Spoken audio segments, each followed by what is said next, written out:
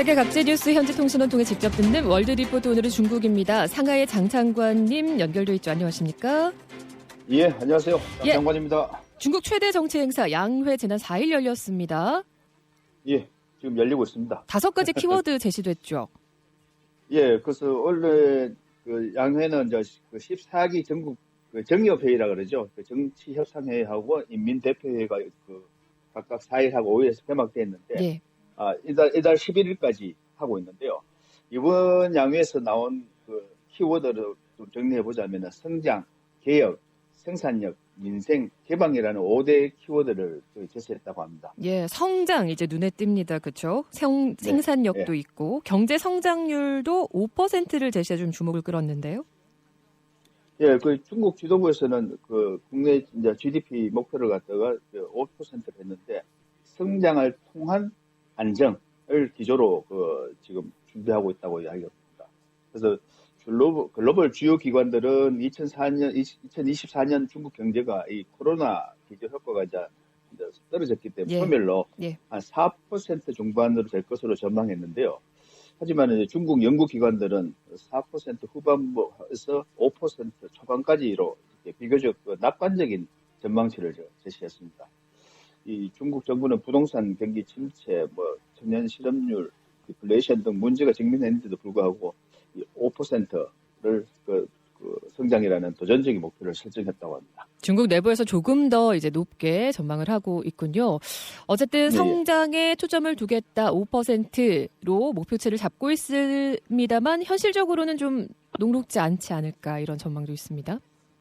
예, 전문가들 이렇게 그 분석 이런 걸 보면은 내년까지가 중국의 14차 5개년 계획, 옛날에 한국에서 무슨 5개년 계획 이런 게 있지 않습니까? 예, 그런 것처럼 성장 지표를 합리적인 구간에서 각 연도별로 맞게 맞추도록 그렇게 설정했다 이렇게 분석을 하고 있고요. 그다음에 얼마 전에 지방 양회, 그러니까 그 전국 양회를 하기 전에 각 지방에서도 이런 양회를 하는데 그 이 지방 양회에서 성장 목표가 5%를 이렇게 넘었다고 이야기를 합니다. 그래서 중국 전체 31개 지방의 성장 목표치가 5.4%라고 합니다.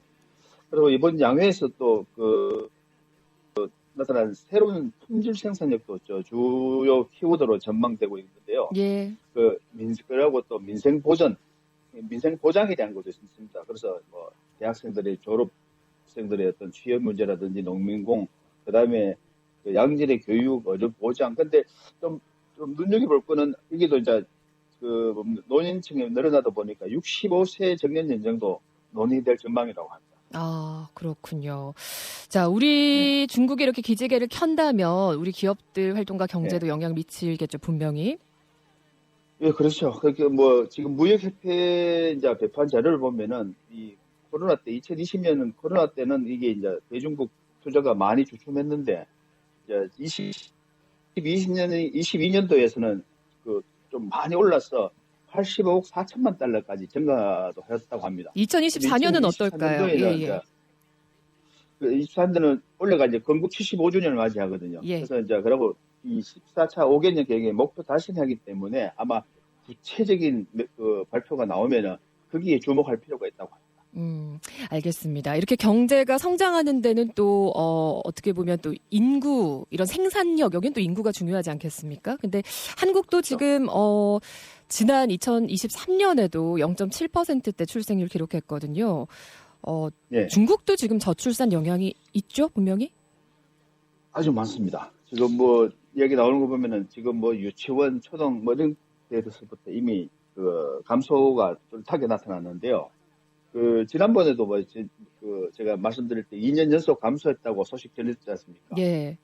그런데 유치원생들도 많이 감소했다는 보도가 이번에 새로 나왔습니다. 그래서 중국의 유치원생 수가 530만 명이 줄었다고 합니다.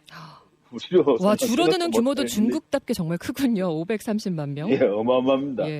학교 수도 거의 한 50만 개 정도 되는데요.